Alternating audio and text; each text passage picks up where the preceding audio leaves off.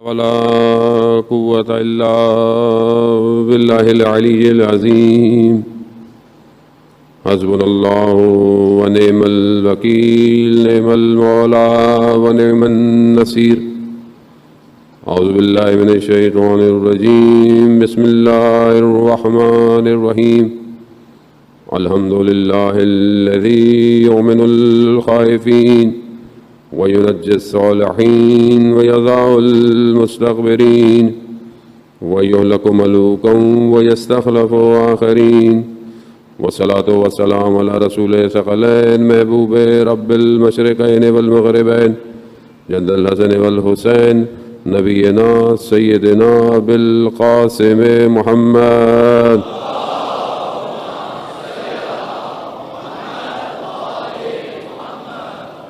وعلى آله الطيبين الطاهرين المعصومين، لا سيما بقية الله في الأرضين. روحي وأرواحنا لتراب مقدم الفداء ولعنة الله على أعدائهم أجمعين. بسم الله الرحمن الرحيم. رب اشرح لي صدري ويسر لي أمري واحلل عقدة من لساني يفقهوا قولي.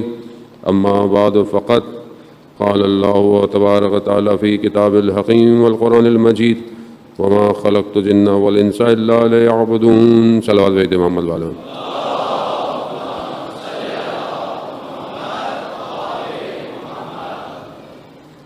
عزاداران سید الشہداء، ماہ محرم کی پہلی دن گزر گیا، رات دوسری.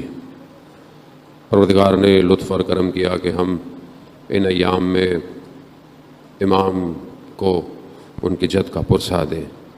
یہی چند دن خدا ہمیں توفیق دیتا ہے کہ ہم اپنے آپ کو اس وادی کے سپرد کریں جس وادی کو امام نے 61 ہجری میں بنایا ہے.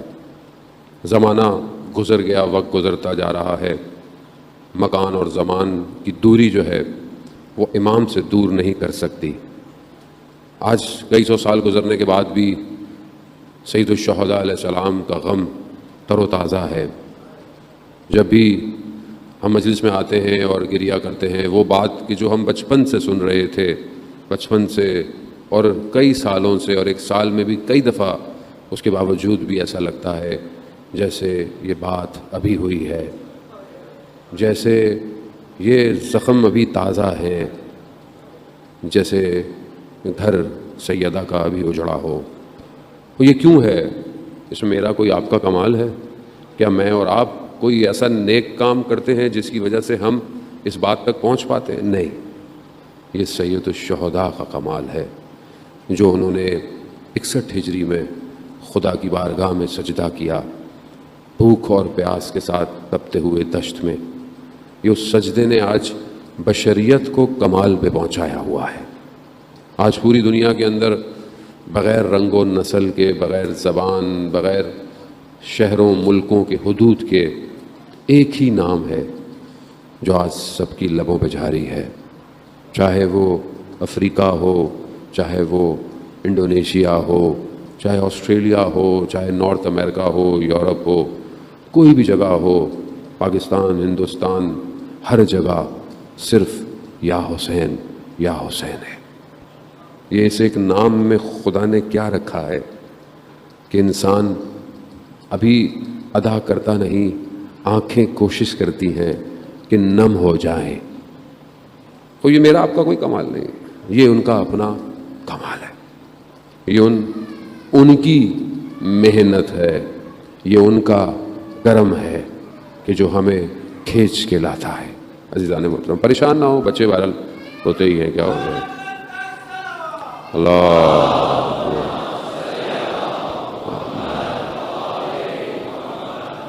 تھوڑی دیر بچہ رویا برداشت نہیں ہوا.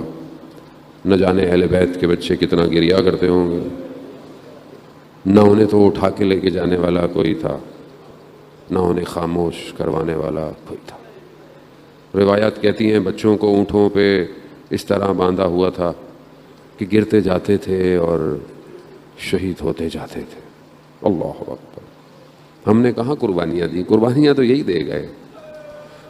یہ انہی کے گھر ہیں جن کے صدقوں میں آج ہمارے گھر آباد ہیں. عزیزان محترم، انہی کا دیا ہوا کرم ہے کہ ابھی تک زندگی چل رہی ہے.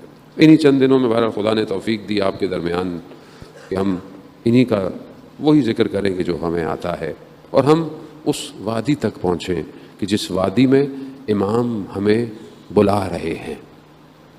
پروردگار نے جب انسان کو خلق کیا، دنیا میں بھیجا، تو اپنے ساتھ ایک سسٹم بھیجا، ایک نظام بھیجا، انبیاء کو بھیجا، رسولوں کو بھیجا، تاکہ انسان اس راستے پر چل پائے۔ یہ بغیر حجت خدا کے انسان جو ہے وہ بڑھ نہیں سکتا آگے کی طرف۔ یہ خدا نے نظام ایسا بنایا ہے۔ تو لوگ کہتے ہیں دنیا کے دانشور کے برابر اللہ نے انسان کو بنایا، اب انسان کو کیا ضرورت ہے کسی چیز کی، کسی دین کی کیا ضرورت ہے، کسی مذہب کی کیا ضرورت ہے، کسی پیشوا کی کیا ضرورت ہے؟ ایسا نہیں ہے۔ انسان جتنا بھی ترقی یافتہ ہو جائے، انسان اس مقام پہ نہیں پہنچ سکتا کہ جس کے لیے اسے خلق کیا گیا ہے۔ خود کون بتائے گا کہ اسے کس لیے خلق ہے؟ اسے کوئی اور نہیں بتائے گا، خالق خود بتا رہا ہے، وما خلقت الجن والانس الا لیعبدون، میں نے خلق ہی نہیں کیا جن اور انس کو مگر سوائے عبادت کے، سوائے بندگی کے۔ خود میری بندگی کرے، میرا بندہ بن جائے، اب چاہے جہاں پہ بھی ہو، جیسے بھی ہو۔ خود اب اسے بندگی کون سکھائے گا؟ ایسے کیسے سکھائیں گے بندگی اس کو؟ تو دنیا کے ہر چاہے دانشور ہوں، چاہے پروفیسر ہوں، چاہے سائنٹسٹ ہوں، چاہے آج کل کے زمانے میں کوئی بھی ہو، پروگرامر ہو، کچھ بھی ہو، یہ ظاہری دنیا کو آپ کی صحیح کر سکتے ہیں، یہ آپ کو بندہ نہیں بنا سکتے۔ اس بندگی کے لیے پروردگار نے کمال بندگی کو اتارا ہے۔ اب ظاہر ہے اب کمال بندگی کوئی ہوگا تو بندہ بنائے گا۔ لوگ جو خود بندے نہ بنے وہ لوگوں کو کہاں بندہ بنائیں گے؟ کمال بندگی اس کو ایسے ہستیوں کو اتارا کہ جو دیکھ رہے ہیں۔ ملک اشتر رضی اللہ تعالیٰ عنہ رضوان اللہ تعالیٰ علیہ جنگ میں جب لڑتے تھے تو بتاتے تھے مولا سے، مولا آج میں نے اتنی گردنیں اتاری ہیں، میری تلوار اتنوں پہ چلی ہے، آپ کی؟ کہا میری بھی اتنوں ہوئی کی چلی ہے، دونوں کی برابر ہے، لیکن مولا فرماتے ہیں کہ مگر میری تلوار چلتے ہوئے نسلیں دیکھ کے چل رہی تھی، نسل کہ شاید ان کی نسل میں کوئی ولایت کا پیروکار آ جائے، اسے چھوڑ دو۔ جو جن کی ذوالفقار اتنی با معرفت ہو، بس آگے میں کیا کہوں، کہنے کی ضرورت ہی نہیں ہے، جانے میں جو ذوالفقار اتنی با معرفت ہے کہ چل رہی ہے، کیونکہ نسبت ہے ولی سے، ولی الزمان سے، اپنے زمانے کے ولی سے نسبت ہے، ایسی چل رہی ہے کہ اگر دور بھی کہیں نسلوں میں کوئی ولایت کا پیروکار ہوگا چھوڑ دے گی، شاید نسل بچ جائے۔ شخص آیا مولا کی خدمت میں، مولا کے ساتھ جنگ میں لڑا، مولا نے دعا دی، کہا مولا میرے بھائی کا بھی بڑا دل تھا مگر آ نہیں سکا، کہا وہ ہمیں چاہتا تھا، کہا ہم کو چاہتا ہے، کہا بس جو ہمیں چاہتا ہے وہ چاہے ابھی پیدا ہوا ہو یا نہ ہوا ہو، کسی زمانے بھی ہوگا تو بھی وہ ہمارے ساتھ ہے۔ اب یہ کمال کیسے ملے گا؟ اس کمال کو حاصل کرنا پڑتا ہے عزیزان محترم، اس میں میرا آپ کا پھر بھی کوئی کمال نہیں ہے، یہ کمال انہی کا ہے کہ جو مثلا ابھی آپ رات کے وقت ہے اور مجلس جو ہے وہ اتنی دیر سے ہو رہی ہے، لیکن آپ نے بولا چھوڑیں اپنے آرام کو، کیا چھوڑیں، ساری زندگی آرام کرتے ہیں، وہ محرم کے 10 دن میں بھی کیسا آرام، آئیں بیٹھیں اور کچھ نہ کچھ ملے اور امام کے قریب جائیں۔ ابھی آپ کے بعد بھی ایک اور جگہ جانا ہے، مطلب وہ اور تاریخ ہے اور دیر ہے، لیکن یقیناً لوگ انتظار کرتے ہیں، ہمارا نہیں کرتے، ذکر کا کرتے ہیں، اس ذکر کا کہ جس کا ذکر پروردگار نے کیا ہے، وہ ذکر ہے مطلب اس کا انتظار کرتے ہیں، ہمارا تھوڑی انتظار کرتا ہے، ہمارے اندر ہے ہی کیا، ہمارے کچھ نہیں ہے، یہ وہ ذکر ہے جس نے کچھ بنایا ہوا ہے۔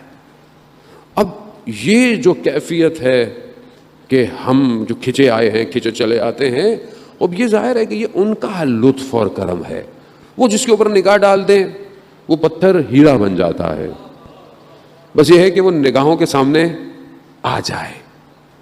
جیسے پروانے جو ہے وہ شمع کے گرد گھومتے رہتے ہیں، جانتے ہیں کہ جل جائیں گے، مگر ان کا محور، ان کا سینٹر پوائنٹ وہی ہے۔ اسی لیے جو عاشق ہیں، محب ہیں، ولائی ہیں، مولائی ہیں، وہ بھی اپنے مولا کے گرد گھومتے رہتے ہیں کہ بس ہم اپنے آپ کو انہی کے گرد فنا کر لیں۔ خوب یہی وجہ ہے کہ جو دیکھیں اتنا یاد کیا گیا ان لوگوں کو جو امام کے ساتھ تھے. یہی وجہ ہے, انہوں نے فنا کیا ہے اپنے آپ کو, اور ہمیں وہیں تک پہنچنا ہے کہ وہ سپردگی کیسی تھی, وہ اطاعت کیسی تھی, اور ہم دیکھیں کہ ہم کیا اطاعت کر سکتے ہیں کہ نہیں کر سکتے. آخر میں ہم نے وہی جانا ہے. شخص امام جعفر صادق علیہ السلام کی خدمت میں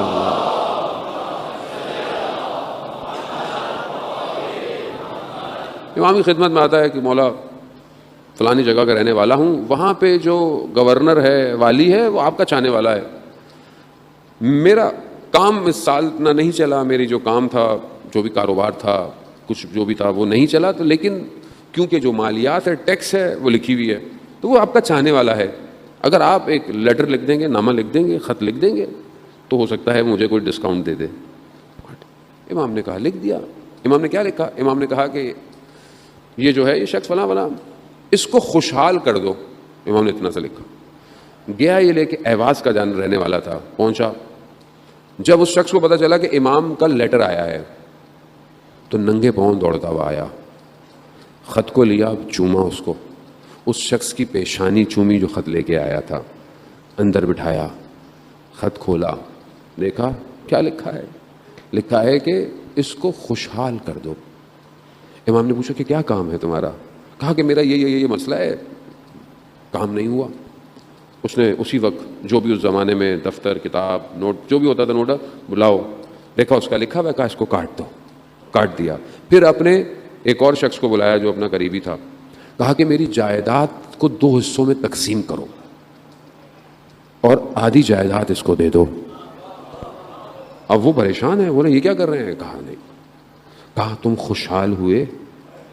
اللہ اکبر, اللہ کتنا خوش نصیب ہے جسے امام خط لکھ رہے ہیں اور یہ کہہ رہے ہیں کہ خوشحال کر دو اسے, میں قربان جاؤں, روحی, مالی, جانی, ولدی لقل فدا, میری ماں باپ آپ پر قربان ہو, میری جان آپ پر قربان ہو مولا.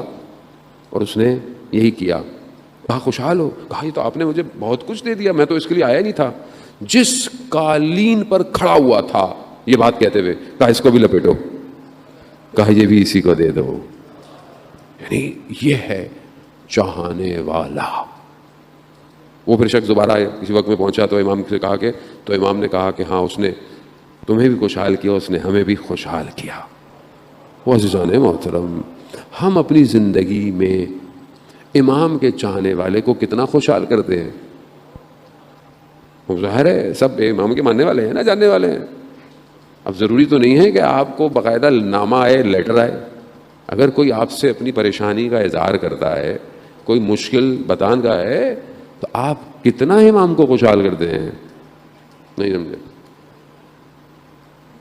مفکر, دانشور اور بزرگ قسم کی شخصیت کہنے لگے کہ میں اپنے استاد کے ساتھ, مرشد کے ساتھ اترا رکشے سے.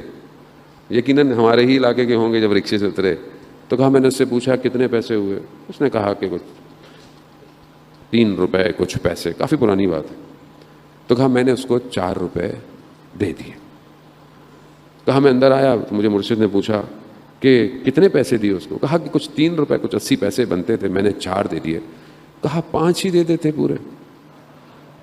میں سوچا کہ میں نے تو پھر بھی زیادہ دیے. کہا دیتے رہو گے تو دیتا رہے گا.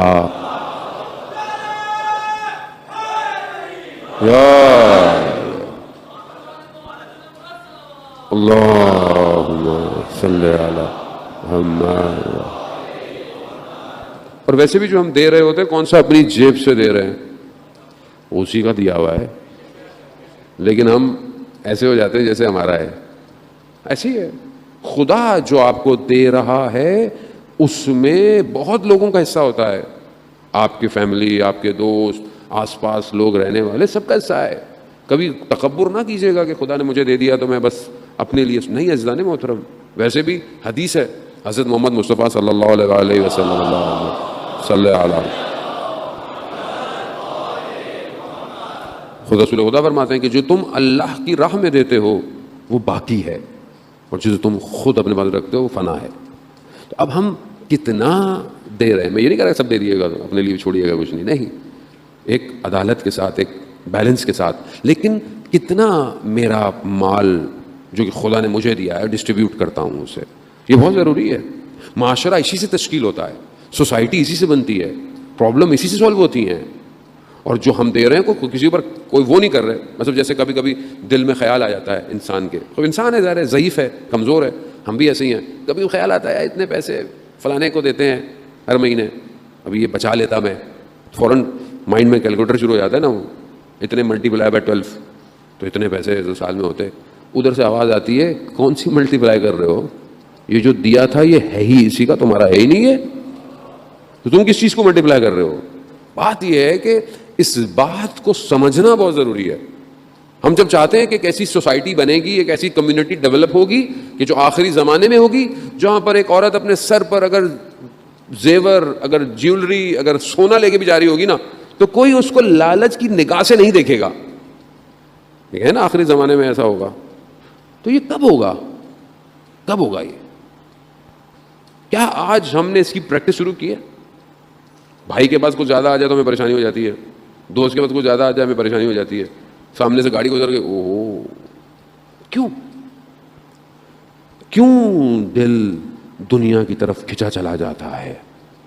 کیوں نہیں کہتے ٹھیک ہے اللہ نے جسے جس کو دیا بسم اللہ؟ کیونکہ ہم ابھی تک اس وادی میں داخل نہیں ہوئے. ہمیں اس وادی میں داخل ہونا ہے عزیزان محترم. اسی کے لیے پروردگار نے اپنے انبیاؤں کو اور اپنے اولیاؤں کو بھیجا کہ ہمیں اس دنیا کے بھنور سے کھینچے باہر کھینچے. جوان ماشاءاللہ طبقہ بیٹھا ہوا ہے اور سب سے زیادہ جوان ہی ہے, بلکہ بہرحال بزرگ بھی جوان ہی ہوتے ہیں. دل انسان کا ہونا چاہیے پاک اور صاف. عزیزان محترم اس جوانی کی قدر کریں. یہ جو اللہ نے آپ کو نعمت دی ہے نا, یہ گزر جائے گی. مولا متقیان حضرت علی ابن ابی طالب علیہ السلام, اللہم صلی علی محمد. امام خود ارشاد فرماتے ہیں نا, کچھ چیزوں کی اہمیت, اس کی ویلیو اس کے جانے کے بعد پتہ چلتی ہے. جیسے صحت کی ویلیو تب پتہ چلتی ہے سلامتی کی, جب انسان بیمار ہوتا ہے. جب انسان بیمار ہوتا ہے اسے پتہ ہے یار صحت کتنی بڑی نعمت تھی, میں نے خیال ہی نہیں کیا. اس طرح اور بہت ساری چیزیں, اسی کے اندر انسان جو ہے وہ ان چیزوں کو جو ہے وہ کرتا ہے کہ یہ جو خدا نے دی ہے جوانی, اس کا پتہ کب چلے گا؟ جب بڑھاپا آئے گا, جب آپ کھڑے نہیں ہو پائیں گے, آپ بیٹھ کے نماز پڑھ رہے ہوں گے, تب آپ کو پتہ چلے گا کہ اگر میں نے جوانی میں قیام کیا ہوتا, رکوع کیے ہوتے, سجدے کیے ہوتے, تو میں کہاں ہوتا آج. یہ اس وادی میں آئے, یہ دنیا آپ کو نہیں آنے دے گی اس طرف, یہ صبح شام آپ کو انگیج رکھے گی. امام اسی لیے تشریف لائے. وہ امام, میں کئی دفعہ اس بات کو تکرار کرتا رہتا ہوں, مولا کائنات جانتے تھے انسان آج کہاں پہنچ گیا. مولا کو پتا تھا یہ ڈیجیٹل طریقے سے جو ہے وہ ڈیٹا ٹرانسفر کر لے گا, یہ الیکٹرانک گاڑیاں بھی بنا لے گا, یہ اسپیس شٹل بنا لے گا, یہ اس کے پاس جو ہے وہ لائیو سٹریمنگ جیسے آج ہو رہی ہے, سب کچھ جو ہے سب کر لے گا. امام کو پتا تھا یہ بلڈنگیں بنائے گا, اسکائی اسکریپرز بنائے گا, یہ ہائبر کیپسول بنائے گا کہ جو لفٹوں میں بڑی بڑی بلڈنگوں میں لگے ہوئے ہیں, یا برجوں پہ لگے ہیں, یا بھی شہروں میں بھی لگ رہے ہیں, یا وہ اسپیس ایکس والا جو زمین کے اندر جو ہے وہ ہائبر ٹرمینل بنا رہا ہے, بہت تیزی سے انسان پہنچ جائے گا ایک سے جگہ دوسری جگہ. امام جانتے تھے یہ انسان کر لے گا, اس سے بھی آگے جائے گا, بھی انسان بہت آگے جائے گا. لیکن امام نے نہیں بتایا کہ کون سی دھات سے جو ہے وہ جہاز کا انجن بنایا جائے کہ جو بہت ٹیمپریچر پر یا مائنس ٹیمپریچر پر خراب نہ ہو, خاص دھات ہے, خاص میٹل ہے. امام نے بتایا نہیں, انسان نے خود کشف کر لیا, اللہ نے یہ علم دیا ہوا ہے, علم انہی کا ہے. لیکن امام نے کیا دیا نہج البلاغہ میں؟ امام فرماتے ہیں کہ انسان اپنی زبان کے پیچھے پوشیدہ ہے. A man is behind his tongue. اگر کسی انسان کو دیکھنا چاہتے ہو تو دیکھو کہ وہ زبان سے کیا کہہ رہا ہے. یہ کون بتائے گا؟ امام جانتے تھے کہ یہ قیامت کے منظر کو دیکھ نہیں پائے گا, میں بتاتا ہوں. اللہم انی اسألک یوم لا ینفع, پروردگار میں تجھ سے سوال کرتا ہوں اس دن کا جس دن کوئی چیز نفع نہیں دے گی سوائے اس کے کہ جو قلب سلیم لے کر آئے گا. یہ آخرت کا کینوس, آپ ایک کینوس بنائیں, فریم جسے پینٹ کرتے ہیں, آپ مانا چاہتے ہیں امیر المومنین پڑھنا شروع کریں, آخرت کا کینوس بننا شروع ہو جائے گا. کون بتا رہا ہے؟ 100 سال 200 سال 300 سال 1000 سال کی پیشن گوئی نہیں ہے. عین اور حق الیقین ہے کہ قیامت میں کیا ہونے والا ہے. یہ کون بتائے گا؟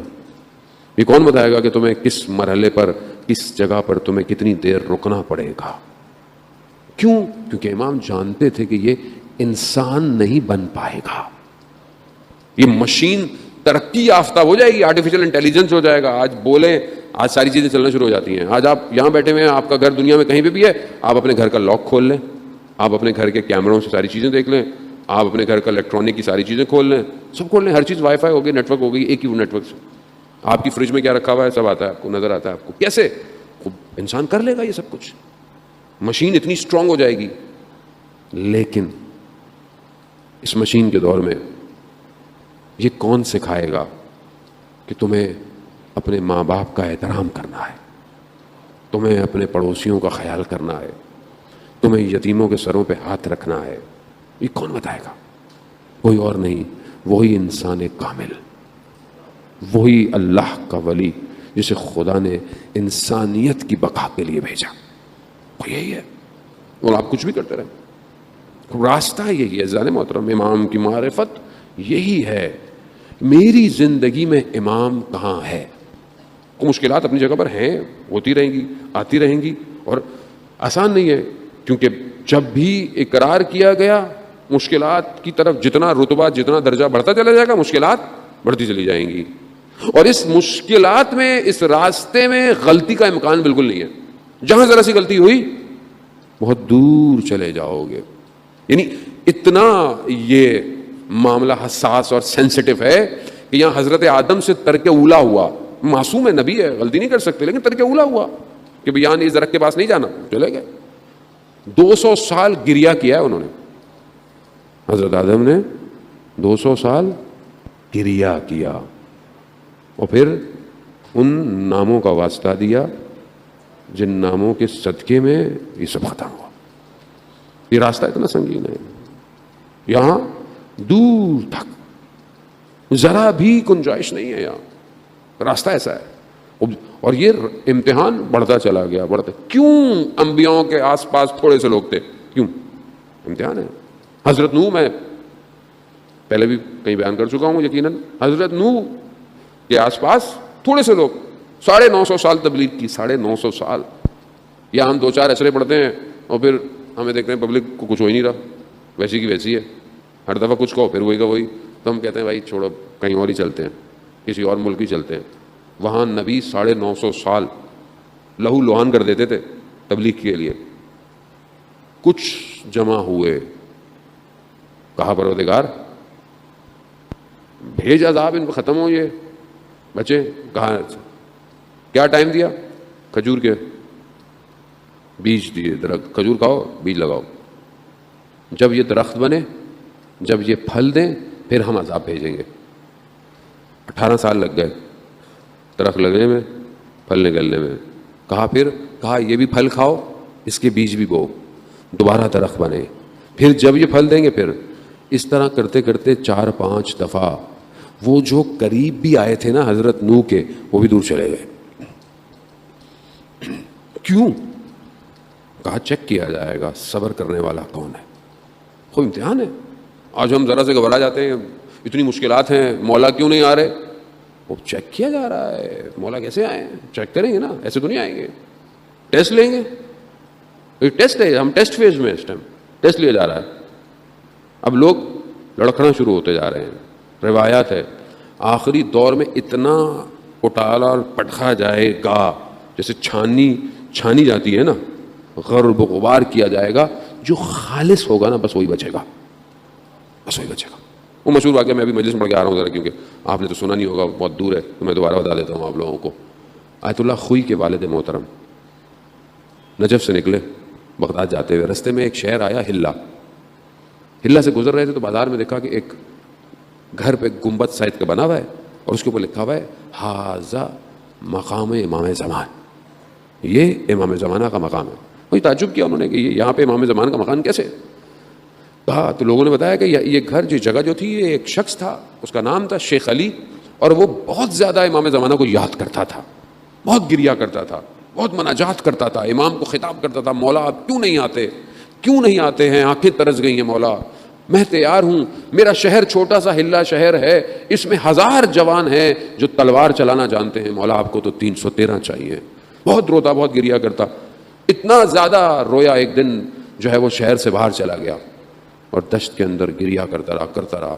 دیکھا کہ ایک عربی لباس میں جوان آیا. کہا کہ شیخ کیا چاہتے ہو؟ کہا میں اپنے امام کا انتظار کر رہا ہوں. کہا ہم تمہارے امام ہیں. جب یہ سنا امام کے قدموں میں پڑ گیا, رونے لگا, گریا کرنے لگا. وہی ساری باتیں, مولا کیوں نہیں آتے؟ مولا آ جائے. مولا آپ کو 313 چاہیے؟ میرے شہر میں اچھے خاصے لوگ تیار ہیں, تلوار چلانا جانتے ہیں. امام فرماتے ہیں ہمیں 313 خالص چاہیے, خالص. کہا مولا ہمارے پاس بہت ہے. کہا اچھا ٹھیک ہے, جاؤ فلانا جو کسائی ہے تمہارے محلے میں, اس کو 2 دمبوں کو اپنی چھت پہ جا کے باندھ دو. جمعرات کو سب کو بلا لو, میں جمعرات کو تشریف لاؤں گا. خوش چلا گیا, اس کا صاحب کے پاس چلا گیا. دیکھو امام نے ہمیں ڈیوٹی دی ہے تو 2 جانور لے کے چھت پہ باندھ دو پہلے سے اور آ جاؤ. سب آ گئے. دیکھا کہ نور آیا اور اس کی چھت پہ آ کر خاموش ہو گیا. سمجھ گئے کہ امام آ گئے. امام نے پہلے جو ہے وہ اس قصاب کو بلایا, کسائی کو بلایا, نام لیا, اوپر گیا. تھوڑی دیر امام نے کہا کہ دیکھو ایک جانور جو ہے اس کو قربان کرو, اس کا خون جو ہے وہ اس نالی سے نیچے جانا چاہیے جو جا رہی ہے. اس نے ویسے ہی کیا.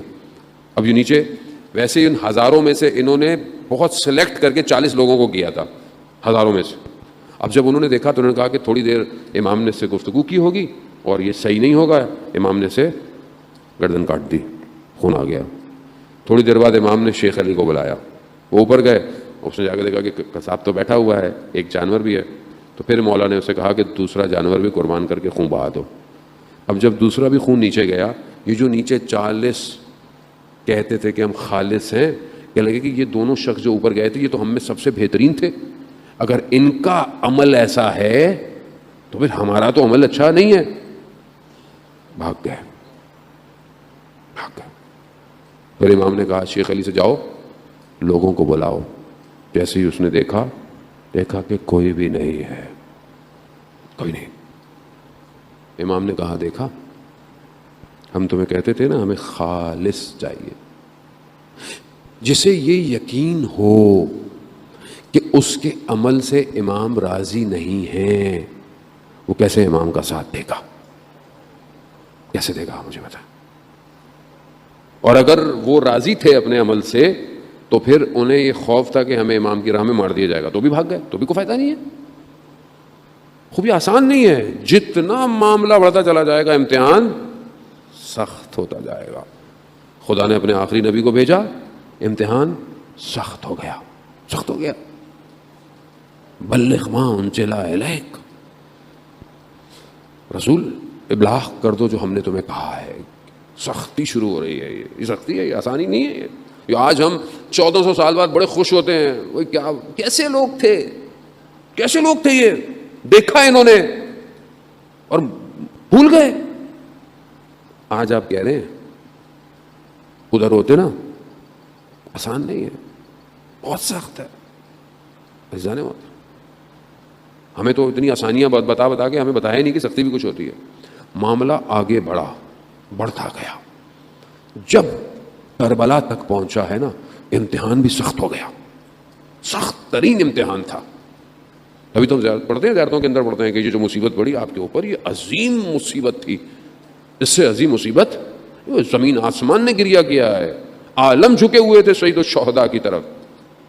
امام نے بھی ایسے لوگوں کا انتخاب کیا, ایسے گوہر اپنے پاس لے کر آئے کہ جانتے تھے کہ یہ کھڑے رہیں گے. کیسے تھے, کس مقام پہ تھے, کیا کہتے تھے کہ ہمیں تو کئی دفعہ مارا جائے ہم نہیں جائیں گے. پتا ہم عزیزان محترم آج اتنے 100 سال بعد اگر ہمیں خدا یہ توفیق دے رہا ہے تو ہمیں امتحان کی دعوت دی جا رہی ہے, ہمیں دعوت دی جا رہی ہے. اب آپ بولیں گے مولانا صاحب ہم مجلس سننے آتے ہیں, آپ ہمیں پتہ نہیں کس امتحانوں میں ڈال رہے ہیں. اللہ مجلس سنیں, ہم تو گھر جائیں, ہماری زندگی ہے, بچے ہیں, بیوی ہے, کوئی اسکول میں پڑھتا ہے, کوئی کالج میں پڑھتا ہے, کسی کو مولانا ہم کن چکروں میں پھنسا رہے ہیں ہمیں. میں کیا آپ کو بتاؤں گا, اصل میں یہ دعوت ہے ہی اس لیے آؤ اس وادی میں جس وادی میں امام تمہیں بلا رہا ہے. اللہ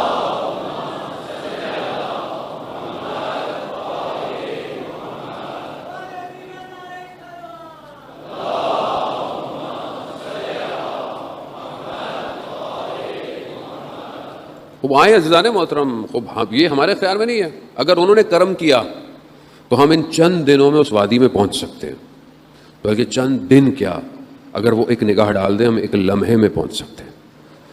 مگر وہاں تک آنا پڑے گا، مشکلات ہیں. آیت اللہ جو ہے ملا احمد ناراکی کے والد ملا مہدی ناراکی بہت بڑے عالم دین تھے اور نجف اشرف میں پڑھتے تھے. تنگ دستی اتنی ہو گئی، فاقہ کشی پہ بات آ گئی، گھر میں کھانے کو کچھ نہیں، مشکلات مصیبت ساری چیزیں برداشت نہیں ہوا، بچے بھوکے خود بھوکے. تو انہوں نے سنی تھی روایت کہ اگر بہت تنگ دستی ہو تو اہل قبور کی زیارت پہ جاؤ، یعنی قبرستان جاؤ. تو یہ چلے گئے. اب یہ قبرستان وادی السلام نجف میں جو ہے کھڑے ہوئے تھے، تو انہوں نے دیکھا کہ ایک جانور پہ ایک جنازہ ہے اور اسے کچھ لوگ لے کے آ رہے ہیں. تو اس نے دیکھا کہ آگے آگے جو جا رہا ہے وہ شخص ان کا استاد ہے، اور اطراف میں جو لوگ ہیں وہ بھی ساتھ ہوتے ہیں. ابھی کھڑے ہوئے ہیں، پریشان ہوئے کہ یہ استاد کس کے جنازے کے ساتھ جا رہے ہیں. لیکن انہوں نے جب قریب سے ہوا تو انہوں نے دیکھا کہ استاد نے نگاہ نہیں کی، یعنی کوئی توجہ نہیں دی. تو یہ بڑے عجیب سے برابر میں جو شخص جا رہا تھا تو کہا کہ یہ استاد. کہا نہیں، جو تم سمجھ رہے ہو یہ ایسا کچھ بھی نہیں ہے. کہا کیا ہے، یہ کیا ہے؟ کہا نہ میں وہ ہوں نہ یہ استاد وہ ہیں جو تم سمجھ رہے ہو. کہا تو پھر؟ کہا اس جانور کو پکڑو جو لے کے جا رہا ہے، پتہ چل. جیسے ہی کہا پکڑا، اچانک سے ایک ظلمات کی وادی میں چلا گیا، ایک تاریکی، اور دور دیکھا ایک دریچہ کھلا ہوا ہے. اس دریچے کی طرف بڑھا تو اب میں نے کیا دیکھا، کوئی اور ہی وادی ہے، سرسبز باغ ہیں، عجیب سے پتھروں سے بنے ہوئے بغیر ستونوں کے جو ہیں وہ درخت اور ساری اور چھتیں کھڑی ہوئی ہیں. میں بہت عجیب سا ہو گئی، یہ وادی کیا ہے؟ یعنی جو وہ خود کہتے ہیں کہ یہ توصیف نہیں ہو سکتی تھی، یعنی تعریف نہیں کر سکتا تھا کہ وہ کیا تھا. کہا میں نے ایسے میں دیکھا کہ ایک جوان ایک مسند پہ بیٹھا ہے. وہ اٹھا اور اس نے مجھے بولا کہ آؤ آؤ بیٹھو. کہا تم کون ہو؟ کہا میں وہی ہوں جس کا تم جنازہ پکڑ رہے تھے. کہا وہ کیا تھا؟ کہا کہ میں مرا کہیں اور ہوا تھا، کیونکہ آپ جانتے ہیں کہ جو مومن دنیا میں کہیں بھی دفن ہو اس کی روح کو عالم برزخ میں وادی السلام لایا جاتا ہے. تو کہا مجھے برزخی وادی میں، اور وہ جو تم سمجھ رہے ہو وہ تمہارے استاد نہیں بلکہ وہ ملائکہ تھے جن کی ڈیوٹی تھی جو مجھے یہاں لے کر آئے. کہا میں وہاں آیا ہوں. ظاہر انسان کا عمل ایسا ہو کہ انسان کی روح وہاں کمال پہنچے. کہا میں نے اطراف دیکھا تو میں نے کہا کہ میں دیکھتا ہوں. میں گھومنے لگ گیا.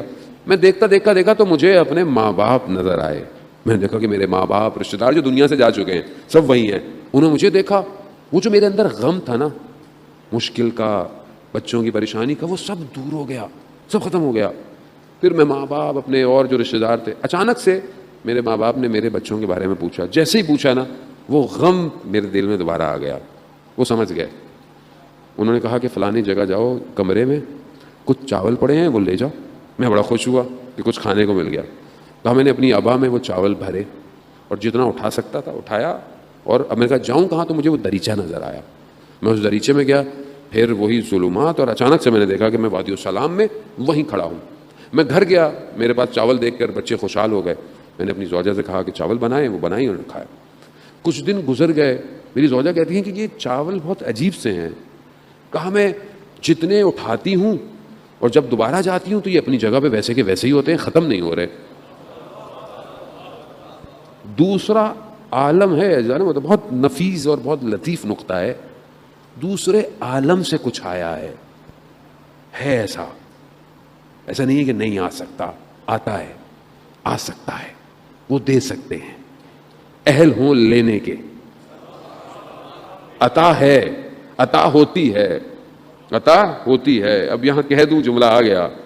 لوگ کہتے ہیں کہ شہداء کو کیوں یاد کرتے ہیں آپ اتنا، کیوں آپ ہر وقت ہر مجلس میں سبط جعفر کے لیے فاتحہ پڑھواتے ہیں، کیوں؟ کیونکہ وہ اس وادی میں ہیں جہاں سے لفظ عطا ہوتے ہیں. اب لوگ کہتے ہیں مولانا آپ بولتے ہیں ہم سنتے رہتے ہیں، آپ بولتے ہیں ہم سنتے رہتے ہیں، میرا کوئی کمال نہیں ہے. یہ اس وادی سے آ رہا ہے، ختم نہیں ہو رہا.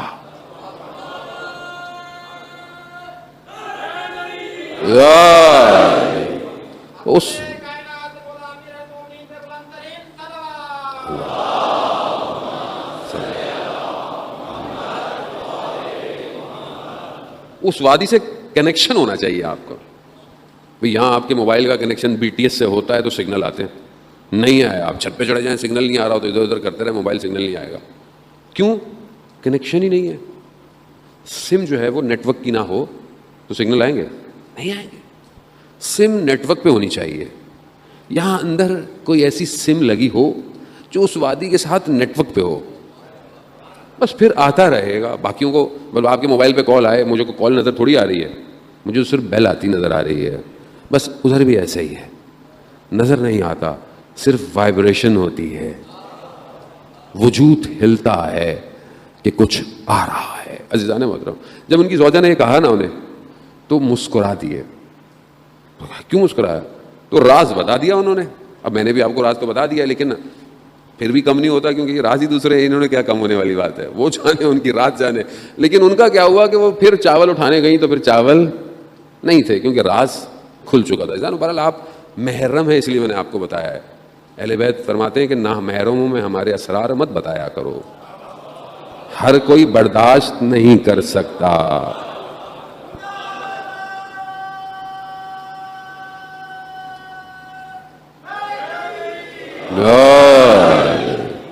ویسے ہی ہے, ائمہ صاحب نے منع کیا ہے, ہمارے راز نہیں بتاؤ لوگوں کو. کیوں؟ خود برداشت نہیں کر سکیں گے, بولیں گے پتہ نہیں کیا ہے, یا پھر بغض رکھیں گے. حسد رکھتے ہیں نا لوگ, اس لیے کہا ہے کہ محرم ہونا ضروری ہے. محرم ہو, محرم تبھی ہوں گے کہ جب اس وادی میں آئیں گے. یہ وادی عشق کی وادی ہے, جو آیا اسے کچھ دینا پڑتا ہے. ہم بھی جب تک کچھ دیں گے نہیں, ہمیں ایکسیپٹ نہیں کیا جائے گا. ایسا نہیں ہو سکتا کہ یہاں مسجد میں بہت اچھے ہیں, یہاں بہت اچھا ہے, اچھا لگ رہا ہے, باہر گئے, گھر گئے, وادی ختم ہو گئی. نہیں, ایسا نہیں ہے. ہر وقت ایک حالت ہونی چاہیے. وہ کیا ہے؟ وہ ہے بندگی. چاہے گھر میں بھی ہوں تو بندہ خدا ہوں, چاہے بازار میں ہوں تو بھی بندہ خدا ہوں, چاہے تنہائی میں ہوں.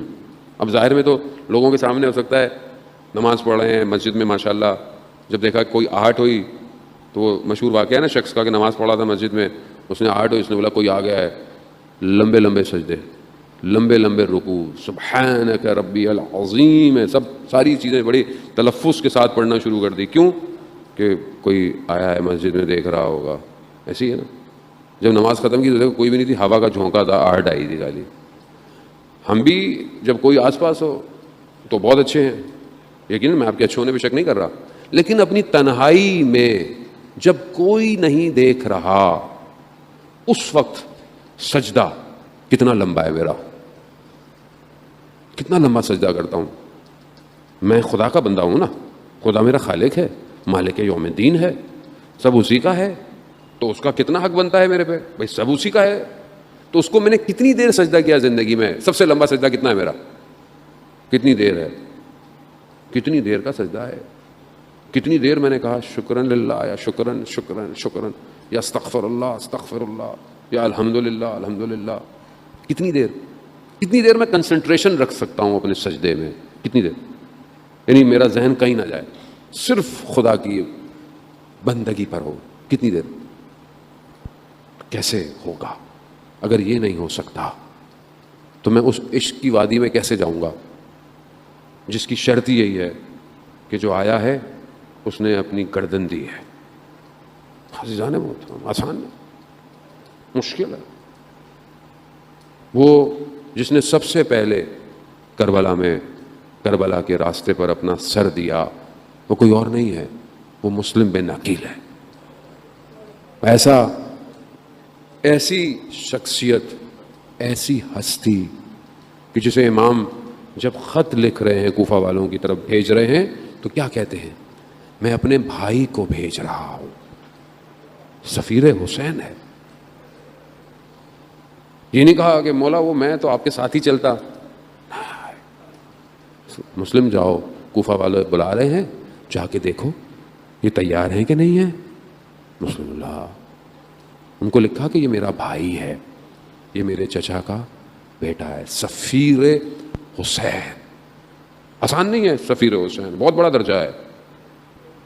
یہ بھی تو کمال تھا نا پھر کہ امام نے بھی کربلا میں عصر عاشور جب سب جا چکے تھے تو اس وقت سب سے پہلے پکارا. مقتل کہتا ہے کہ دائیں طرف دیکھا، بائیں طرف دیکھا، آئینہ آئینہ مسلم بن نکیل. کہاں ہو مسلم؟ سلام ہو حضرت مسلم، آپ کو امام یاد کر رہے ہیں، خوش قسمت. ہاں عزاداران محترم، مسلم کوفہ گئے، کوفہ بھیجا گیا، کوفہ گئے. کوفہ میں لوگ تیار ہیں، لوگوں نے آمادگی ظاہر کی، آئے ان کے پیچھے. جب دیکھا کہ اتنے سارے لوگ ہیں تو پھر موسیٰ مسلم نے، حضرت مسلم نے ایک لیٹر نامہ لکھا اور امام کو بھیج دیا کہ مولا یہ تو سب تیار ہیں. خط چلا گیا. اب کیا ہوا؟ ابن زیاد بنی ہاشم کا لباس میں کوفہ میں داخل ہوا، بنی ہاشم کے لباس. کوفہ والے بصیرت نہیں رکھتے تھے، باشعور نہیں تھے. ابن زیاد آ گیا. پھر اس کے بعد اس نے کیا کیا؟ آپ کے سامنے وہ پہچان گیا کوفہ والوں کو. اس نے سونے کے بدلے تلواریں خرید لیں اور کہا کہ جو نہیں مانے گا اس کا خون حلال ہے، میں تمہارا امیر ہوں. آپ خود سوچیں نا کتنے لوگ تھے، ہزاروں کی تعداد میں.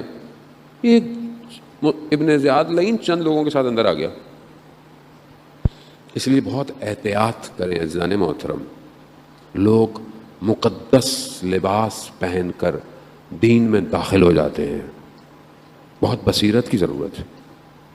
اگر آپ بابصیرت نہیں ہوں گے لوگ آپ کے دین کے ٹکڑے ٹکڑے کر دیں گے. بہت ضرورت ہے بصیرت. اس میں ناراض ہونے والی کوئی بات نہیں ہوتی. دین دین کی ہے، نہ دین میرا ہے نہ آپ کا ہے. اللہ نے بھیجا ہے اور جن کے ذریعے سے بھیجا ہے جیسے انہوں نے کہا ہے ویسے عمل کرنا ہے، اپنے گھر سے عمل نہیں کرنا. اب آہستہ آہستہ لوگ کم ہو گئے. حضرت مسلم نے نماز پڑھائی، ہزاروں لوگ نماز میں ہیں. مغرب تک کہتے ہیں کہ 30 لوگ تھے. جب نماز ختم ہوئی تو مسجد میں 10 لوگ تھے، اور جب مسجد سے باہر نکلے تو مسلم تنہا ہے. مسلم یہ سفیر حسین اکیلا رہ گیا. کوفہ کی گلیاں ہیں، سناٹا ہے، پہرے لگے ہوئے ہیں. مسلم غربت کے عالم میں ایک دیوار سے ٹیک لگائے بیٹھا ہے. ایک خاتون دروازہ کھولتی ہیں، دیکھتی ہیں کہ ایک شخص بیٹھا ہے. کہا کہ شخص تم کیا کر رہے ہو؟ تمہیں نہیں پتا شہر میں ابن زیاد کے سپاہی مسلم کو ڈھونڈ رہے ہیں، جاؤ اپنے گھر. اشارہ کیا پانی کا، پانی پیا، چلی گئی. کچھ دیر بعد خاتون دوبارہ آئی کیونکہ اس کا اپنا بیٹا نہیں آیا تھا، وہ انتظار کر رہی تھی. پھر دیکھا، کہا کہ اجنبی تم ابھی اپنے گھر نہیں گئے؟ کہا میرا گھر نہیں ہے یہاں. کہا مگر تم کوفہ کے رہنے والے نہیں ہو؟ کہا نہیں، میں مدینہ کا رہنے والا ہوں. اللہ، تو اہل بیت کی ماننے والی تھی. جیسے ہی مدینہ کا سنا نا، کہا مدینہ میں کہاں؟ کہا محلہ بنی ہاشم. اب تو اور اس طرح. کہا کون ہو تم؟ کہا میں مسلم بن نکیل. یہ سننا تھا. کہا کیا؟ اندر آؤ. اندر لایا. کہا میں کیا خدمت کروں؟ کہا نہیں بس پانی پینا تھا، پی لیا. کہا مصلی بچھا دو، بس میں عبادت کرنا چاہتا ہوں. اللہ، وہ جانتے ہیں نا یہ کہ جانا کہاں ہے عبادت کی. بیٹا آیا، بیٹا ظاہر ہے حکومت کے ساتھ ملا ہوا تھا، اس نے خبر دے دی. دوسرے دن سب نے گھر کو گھیرنا شروع کیا. حضرت مسلم تیار ہوئے، زرہ پہنی، تلوار. خاتون کہتی ہے کہ کہاں جا رہے ہیں؟ باہر آپ کی جان کے دشمن ہیں. کہا میری غیرت گوارا نہیں کرتی کہ میری وجہ سے آپ پر کوئی آنچ آئے اور میں قربان جاؤں سید الساجدین پر. کس طرح اہل حرم کو کوفہ اور شام کی گلیوں میں، خدا آپ کو اس کا اجر دے، آپ نے گریہ کیا. آپ نے، رونے کے دن ہے عزیزان محترم، روئیے جتنا ہو سکتا ہے. اکیلے بیٹھے ہوں، سن رہے ہوں، گریہ بقا. اگر رو نہیں سکتے تو روایت کہتی ہے رونے کی شکل بناؤ. اتنی تاکید ہے، اتنی تاکید ہے. کہا میری غیرت گوارا نہیں کرتی. مسلم بنی ہاشم جوان گیا، لڑا، لڑائی کی، نہیں گھیر پائے ایک جوان کو، دھوکے سے گرایا، اسیر کیا، لے گئے. ابن زیاد کہا امیر کہو اسے. کہا میرا امیر صرف حسین ہے. کہا قتل کر دی جاؤ گے؟ کہا ہو جائے۔ حضرت مسلم کہا کوئی وصیت ہے؟ کہا ہاں۔ دیکھا کس کو وصیت دے؟ کہا کہ میرا پیغام امام حسین تک پہنچا دو کہ کوفہ وہ کوفہ نہیں ہے جس نے بلایا آپ کو۔ مسلم کو لے کے جانے لگے، مسلم گریا کر رہے ہیں۔ چلنے والے نے کہا کہ رو کیوں رہے ہو؟ ایسا کام ہی کیوں کیا تھا؟ کہا میں اپنے لیے نہیں رو رہا، میں حسین ابن علی کے بچوں کے لیے رو رہا ہوں۔ دارالامارہ لے گئے عزاداران محترم، یہ پہلا شہید ہے، پہلا شہید۔ غربت تنہائی کا عالم ہے، داستان کربلا شروع ہو رہی ہے۔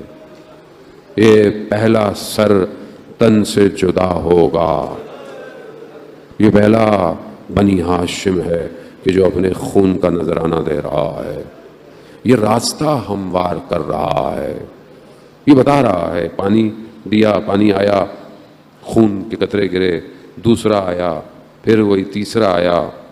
حضرت مسلم بھی پہچان گئے ہوں گے کہ جس کے ارباب کو پیاسا شہید کیا جائے اس کا غلام کیسے پانی پیے۔ سر تن سے جدا ہو گیا، بدن کو جو ہے وہ اس سے نیچے پھینک دیا گیا۔ امام علم امامت سے دیکھ رہے ہیں لیکن امام نے اظہار نہیں کیا۔ امام نے کہا کہ جب کوئی آئے گا کوفہ سے، ایک منزل پر، ایک مقام پر دیکھا کہ کوفہ کے کچھ لوگ آ رہے ہیں۔ امام منتظر ہوئے، دیکھا، جیسے ہی امام کو دیکھا راستہ موڑ دیا۔ امام نے اپنے ساتھیوں کو بھیجا، جاؤ ان کو بلا کے لاؤ۔ کہا مگر تم نہیں جانتے امام تمہارا انتظار کر رہے؟ ہم جانتے ہیں۔ کہا پھر؟ کہا ہم امام کا سامنا نہیں کر سکتے تھے۔ کہا نہیں، امام نے بلایا، امام کی خدمت میں گئے۔ امام نے پوچھا مسلم؟ کہا مولا جب ہم کوفہ سے نکل رہے تھے تو حضرت مسلم کے ٹانگوں میں رسی باندھ کر بدن کو کوفہ کی گلیوں میں گھسیٹا جا رہا تھا۔ اللہ اکبر! سلام ہو حضرت مسلم پر، سلام، سلام ہو۔ بنی ہاشم توسل کریں حضرت مسلم سے کہ دور رہتے ہوئے بھی اپنا نذرانہ پیش کیا۔ کہا گلیوں میں گھسیٹا جا رہا تھا، حضرت مسلم تیاری کر رہے تھے کہ کوئی کاروان آنے والا ہے۔ امام نے سنا، امام خیمے میں گئے، بس التماس دعا، وقت جو ہے وہ اپنے اختتام کی طرف بڑھ چکا ہے، بس ایک جملہ کہوں گا آپ سے التماس دعا۔ امام خیمے میں گئے، امام نے حضرت زینب سلام اللہ علیہ سے کہا کہ مسلم کی بیٹی حمیدہ کو بلاؤ۔ حمیدہ آئی۔ امام نے جس طریقے سے اسے پیار کیا نا، اجرکم اللہ، اجرکم اللہ، حق یہی ہے رونے کا۔ جس طرح پیار کیا نا، بنی ہاشم اہل بیت کی پرورش شدہ بچی تھی، پہچان گئی۔ کہا ماموں جان، بابا خیریت سے ہیں؟ کہا نہیں بیٹی، بابا شہید ہو گئے۔ اب ہوا کیا؟ بس آخری لمحے ہوا کیا؟ اب جب یہ سنا نا کہ بچی یتیم ہو گئی ہے تو کبھی کوئی سر پہ ہاتھ رکھتا ہے، کبھی کوئی رخسار پہ پیار کرتا ہے، کبھی کوئی سینے سے لگاتا ہے۔ بھئی یتیم ہو گئی ہے نا، باپ نہیں رہا۔ ایک چھوٹی بچی یہ دیکھ رہی ہے کہ جب یتیم ہوتے ہیں سر پہ ہاتھ رکھا جاتا ہے، پیار کیا جاتا ہے، مگر میں قربان جاؤں شہزادی، روز عاشوراء جب یہ اعلان ہوا نا کہ حسین قتل ہو گئے، اب یہ بچی انتظار کر رہی ہے کہ سر پہ کوئی ہاتھ رکھے گا، مگر ہاتھ نہیں رکھا، تماچے لگے۔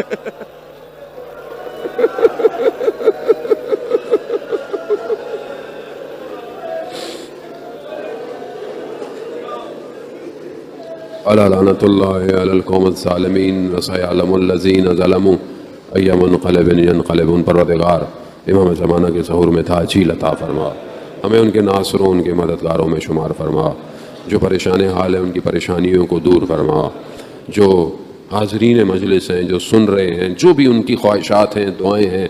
خاص طور پر مجھے بہت لوگوں نے کہا ہے کسی کے والد کسی کی والدہ، کسی کی زوجہ، کسی کی بہن، کسی کی بچی بہت شدید علیل ہیں، کوئی ICU میں ہے، کسی کو کووڈ ہو گیا ہے، کوئی ویسے مریض ہے، پروردگار تجھے واسطہ سید الشہداء کے ان ایام کو ان سب کو شفاء کاملہ اور عاجلہ عطا فرما۔ پروردگار جہاں جہاں بھی مجلس ماتم عزاداری ہو رہی ہے ان سب کی جان مال عزت آبرو کی حفاظت فرما۔ پروردگار ہم خطا کار ہیں، ہم گناہ گار ہیں، پروردگار ہمیں ان ایام میں بہترین عزاداری پرساداری کرنے کی توفیق عطا فرما۔ ہمارے ملک وطن عزیز پاکستان کو عزت اور استحکام عطا فرما۔ ہمیں آپس میں مومنین میں محبت پیدا کروا، ہمیں اہل سنت اور باقی فرقوں کے ساتھ اتحاد کے ساتھ رہنے کی توفیق عطا فرما۔ پروردگار مسلمانوں کو یکجہتی کے ساتھ اپنے وقت امام کا منتظر بنا۔ پروردگار ہمیں حج عمرہ اور زیارات کی توفیق عطا فرما۔ اللہم ارزقنا زیارت الحسین فی الدنیا